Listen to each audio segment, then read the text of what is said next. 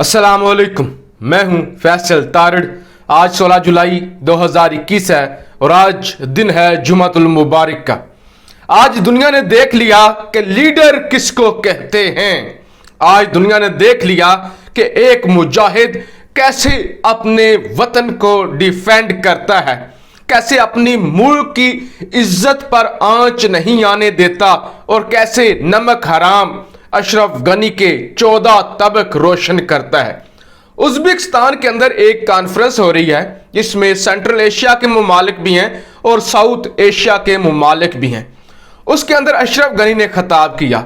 अशरफ गनी ने ए टू जी जो कुछ हो रहा है अफगानिस्तान के अंदर सारे का सारा इल्जाम पाकिस्तान पर धर दिया कि अगर तालिबान मुज़ाकरात की मेज पर नहीं आ रहे तो पाकिस्तान का कसूर है, अगर 20 साल जंग चली है तो पाकिस्तान का कसूर है, अगर तालिबान फतुहात कर रहे हैं तो पाकिस्तान का कसूर है, अगर खून बह रहा है तो पाकिस्तान का कसूर है, जो खित्ते के अंदर अमन नहीं है पाकिस्तान का कसूर है। यानी हर एक मामले में पाकिस्तान इन्वॉल्व है।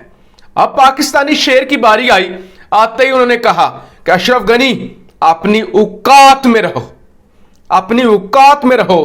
तुम्हारी जुर्रत कैसे हुई कि मेरे मुल्क की बात करो? अपनी औकात देखिए, 2 टके के तुम अमरीकी पालतू कुत्ते हो और बात पाकिस्तान के खिलाफ करते हो। वजीर आजम ने इंतहाई अग्रेसिव तकरीर की और आज यकीनी तौर पे तमाम पाकिस्तानियों को सलाम पेश करना चाहिए वजीर आजम को, चाहे उनका ताल्लुक जमाते इस्लामी से है, चाहे उनका ताल्लुक पीपल्स पार्टी से है। क्योंकि मैंने अपनी जिंदगी में जो पिछले 7, 8, 10 सालों से देख रहा हूं पाकिस्तान के अंदर सियासत, ऐसा लीडर नहीं देखा जो इस तरह मुल्क का जाकर दिफा करता है। वरना यहां तो लोग पर्चियां भूल जाया करते हैं और फिर एक दूसरे के मुंह की तरफ देखते हैं कि आप बात क्या करनी है, मुल्क को बदनाम करके वापस आ जाते हैं।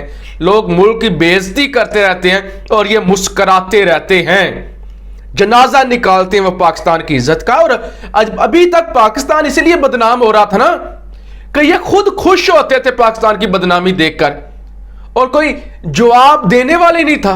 वरना इस 2 टके के गनी की औकात क्या है, क्या इसका क्या कैरियर क्या है, मेहनत क्या है, हार्डवर्क क्या है, लीडरशिप क्वालिटी कौन सी है जो इतना घटिया है कि अपने इक्तदार से चिमटे रहने की खातिर मासूम लोगों को मरवा रहा है।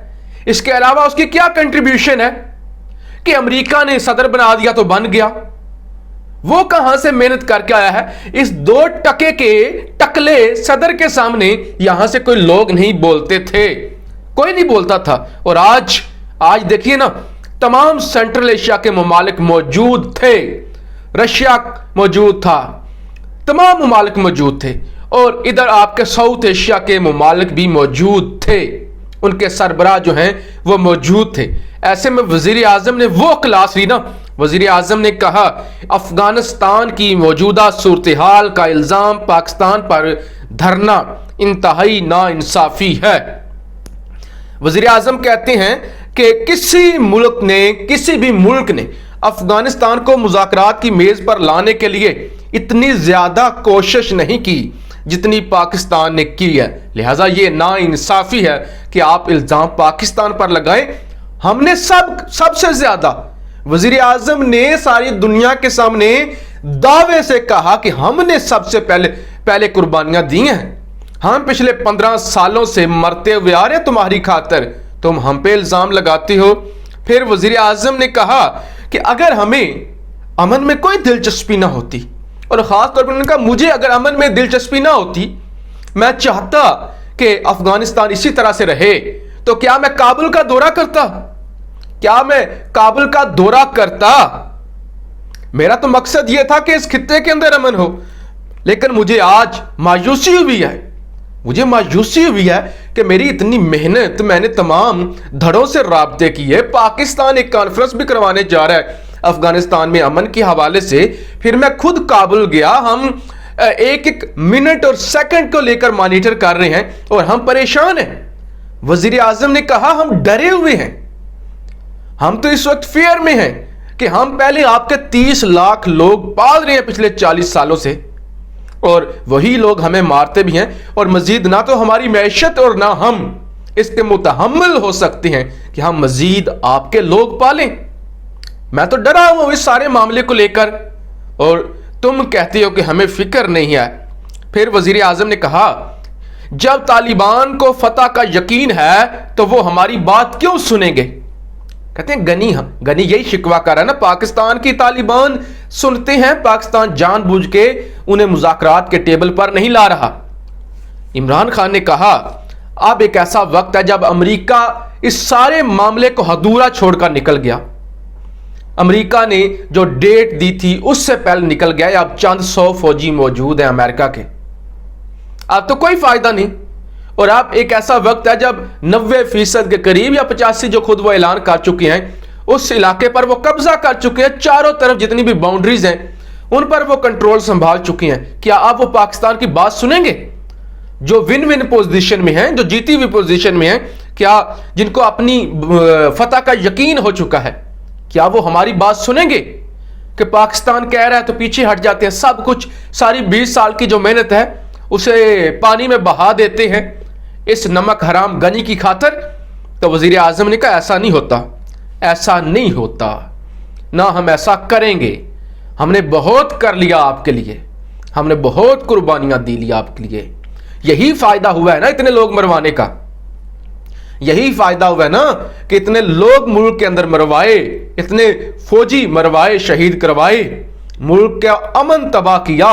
और आज उस नमक हराम, उन नमक हरामों का नुमाइंदा ये कह रहा है कि पाकिस्तान सब कुछ कर रहा है, पाकिस्तान सब कुछ कर रहा है। वज़ीर आज़म ने कहा, देखो गनी, अपनी औकात में रहो। पाकिस्तान अब वो मुल्क नहीं रहा कि तुम जैसे भी बकवास करोगे और हम सुनकर चले जाएंगे। और फिर मैं देख रहा था वीडियो, मैंने वो खुद देखी है, गनी मुंह छुपाए फिर रहा था। जब खान तकरीर कर रहा था, गनी ऐसे मुंह छुपाए फिर रहा था। गनी को जगह नहीं मिल रही थी कि गनी अब कहां पे भागे। थोड़ी सी ये क्लिप मैं आपके सामने रखना चाहता हूं प्राइम मिनिस्टर की तकरीर की, वो जरा सुनिए। President Ghani, let me just say that the country that is going to be most affected by turmoil in Afghanistan is Pakistan. Pakistan suffered 70,000 people dead, 70,000 casualties in the last 15 years. The last thing Pakistan wants is more conflict. Our economy is finally recovering from one of the most difficult phases which we've been through.